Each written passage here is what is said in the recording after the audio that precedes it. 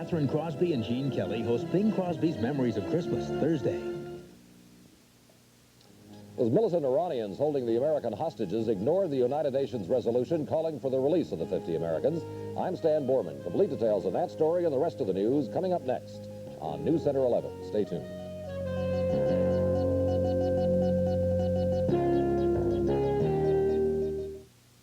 When you think of toys, think of Toy City. No kidding, we got it all. Toy City has over 20,000 different toys, wall to wall, floor to ceiling. We got it all at Toy City. We've got bikes, books, games, model kits, dolls, trains, race sets, and lots more. Toy City is America's quality toy supermarket with name brand toys, all at low discount prices. Come to Toy City. Shop and compare for yourself. No kidding, we got it all.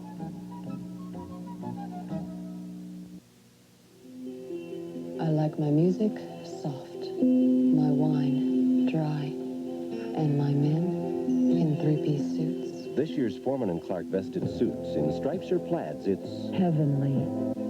elegant. Simply gorgeous. Or Donegal tweed. This is the Foreman & Clark label men care about when someone cares about what they wear. So all my men wear three-piece suits. Do come in. Join John Chancellor weeknights on NBC Nightly News.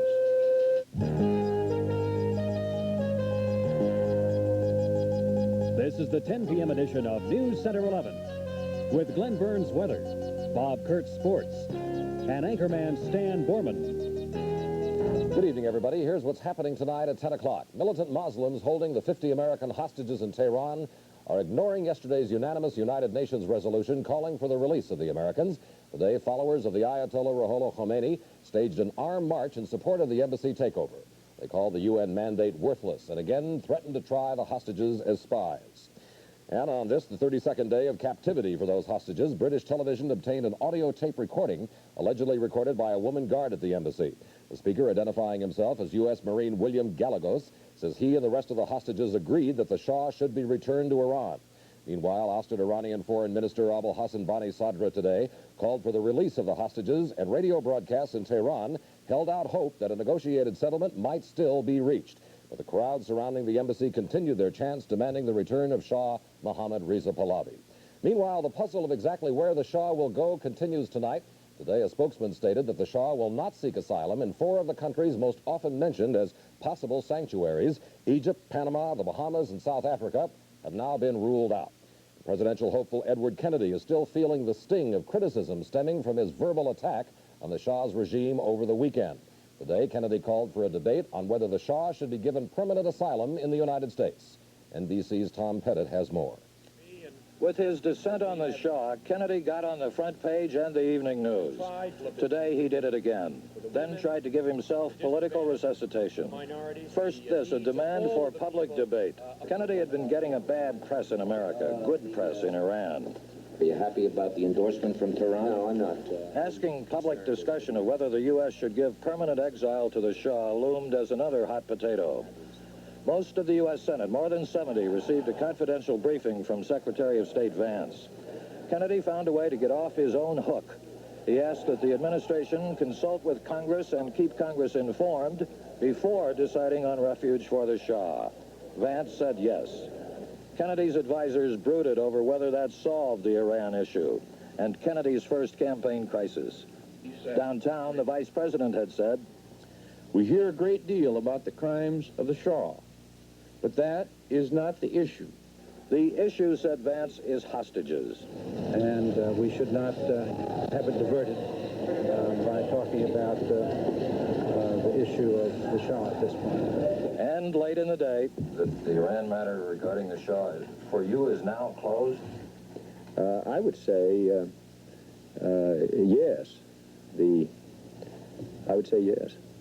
Kennedy may want the matter closed, but there will be people to accuse him of breaching national unity in a crisis, whether or not his views of the Shah are valid. Tom Pettit, NBC News at the Capitol. The United States Embassy in Tripoli is closed tonight. The State Department says it will not be reopened until Libya accepts responsibility for last Sunday's mob attack. You may recall that embassy was ransacked and burned by pro-Iranian demonstrators. Nobody was hurt in the attack. Libya later apologized for the incident, but the U.S. wants the Libyan government to pay for damages that was occurred to the embassy. Closer to home, Hennepin County Attorney Tom Johnson today decided not to press charges against the 9 men arrested last weekend at a gay bathhouse, the Locker Room. The 9 allegedly had engaged in sodomy. Instead, Johnson turned the files over to Minneapolis City Attorney Robert Alfton, who will review them and decide whether to file misdemeanor charges against the 9 men. The co-chairman of the Minnesota Committee for Gay Rights said today several city council members have indicated to him that they believe that nobody is in control at the Minneapolis Police Department. Dennis Miller and members of his group met with the council members this afternoon. Julie Brown has more. They had appointments with Judy Crail, Jackie Slater, Sally Howard, Parker Trostel, and Walter Rockenstein. The meetings were requested to update the city council members on the situation within the gay community since the weekend raid on the Locker Room bathhouse in downtown Minneapolis.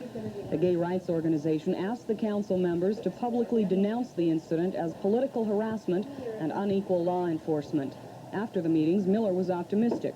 I asked him what his group had accomplished. If I had to hazard an opinion, it would be a consensus among the members of the council that Chief Dwyer does not have any real control over the police department, that internal discipline is broken down. Miller says most of the council members he talked with believe they'll have to take a very close look at the police chief candidate selected by incoming Mayor Don Fraser. He says most of the people he talked to also believe that there's not much that can be done right now with the police department. Julie Brown, News Center 11. By the way, after that raid on the bathhouse last Saturday, police said that they're cracking down on such so-called victimless crimes because, according to them, the public wants them to. But in the meantime, the arrest record of the Minneapolis police in major crimes of violence doesn't really stack up well against other cities of its size, as Bernie Grace found out today. Murders in Minneapolis, 26 last year. Latest FBI figures show the Minneapolis Police Department made arrests in less than half the murders. How does this compare to cities with similar population? Not very well. Buffalo arrested persons in 63% of its murders. Cincinnati's arrest record even higher. In 70% of its murders, persons have been charged. In Toledo, closest in population to Minneapolis, 83% of the murders committed, people were charged. And in neighboring St. Paul last year, the FBI reports someone was charged in every murder. Rapes. Minneapolis has one of the highest number of rapes for any city of its size. Little more than 1 in 3 of those rapes, though, was anyone ever charged. While Buffalo has a similar arrest record, Cincinnati's arrest record was higher. Toledo higher yet. And again, St. Paul charged people in almost 8 of every 10 reported rapes. In addition, robberies. It appears from FBI figures, Minneapolis is a popular spot for bandits. Of comparable-sized cities, only Buffalo had a few more robberies. But Cincinnati, with 100,000 more people than Minneapolis, had several hundred fewer robberies. And in neighboring St. Paul, again, half as many robberies as Minneapolis. While those figures were the latest the FBI had in which a comparison could be made with other cities, they were from a period of time prior to Don Dwyer taking over as chief. So we obtained the stats since Dwyer has been chief. They're worse. Less than half the murders committed has anyone been charged. And only 1 in every 5 reported rapes and 1 in every 5 robberies have Minneapolis police made arrests since Dwyer became chief. In light of these dismal figures, we came to the chief's office to question him about law enforcement priorities. Although the chief was in today, his aide insisted on knowing what we would question the chief about. When told, Dwyer's aide said the chief would be unavailable all day, adding, quote, "We have pressing problems." Bernie Grace, News Center 11. The second Virginia Piper kidnapping case is reaching the closing stages now. Tomorrow in St. Paul, U.S. District Judge Donald Alsop is expected to send the case to the jury. Closing arguments lasted for nearly 10 hours. Defense attorney Ron Meshbesher accused the prosecution of tampering with evidence used against defendants Kenneth Callahan and Donald Larson. Prosecutor Thor Anderson told the jury to closely examine the collection of evidence. Callahan and Larson are being retried for the 1972 kidnapping of Virginia Piper.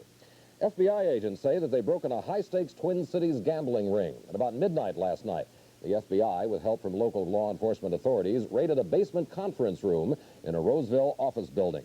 Officers say they found more than a dozen people involved in a blackjack game, adding that playing cards, chips, and other gambling equipment was seized in the blists. No arrests were made, reportedly because the raid's objective was to gather evidence for a federal grand jury probe.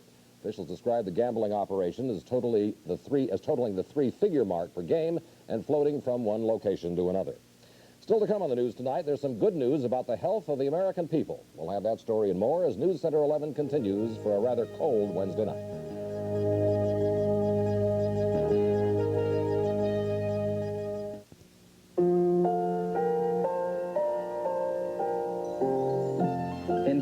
Well, the gleam of the first star in the night sky on Christmas Eve, which is symbolic of the Star of Bethlehem, marks the end of the long Advent fast. Then the table is set for the Christmas feast, containing a place setting with a vacant chair for the Christ child, who is always present in spirit. Well, after supper, the starman, usually the village priest in disguise, examines the children and their catechism. Those who are good receive presents, and those who are not are sure to do better next year.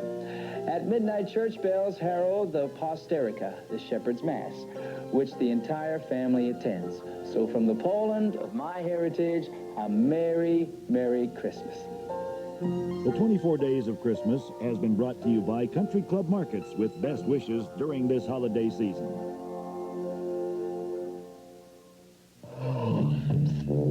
It's me, your hard-earned savings. Deposit me in First Bank Savings, and I'll work wonders for you. You'll get preferred checking with services like no-charge checking, checks, a safe deposit box, and much more. Hey, where to? The First Banks. I'd like to put my savings to work. Yahoo! Preferred checking accounts from the First Banks. 3 ways to let your savings work wonders. Target's singing of Christmas and great savings on gift ideas. Give a gift of fun. With Atari's video computer, you'll be watching TV less and playing TV more. Atari's video computer comes with a cartridge that plays 27 variations of games. Tank Bomb. Jet Fighter. It's a lot of fun for the money. Just $124.97. Come and save on all your Christmas gifts at Target. According to a new public health report out of Washington, D.C., Americans are living longer and better these days. The Surgeon General says a lot of progress has been made, but still there is room for improvement. NBC's Robert Hager has more.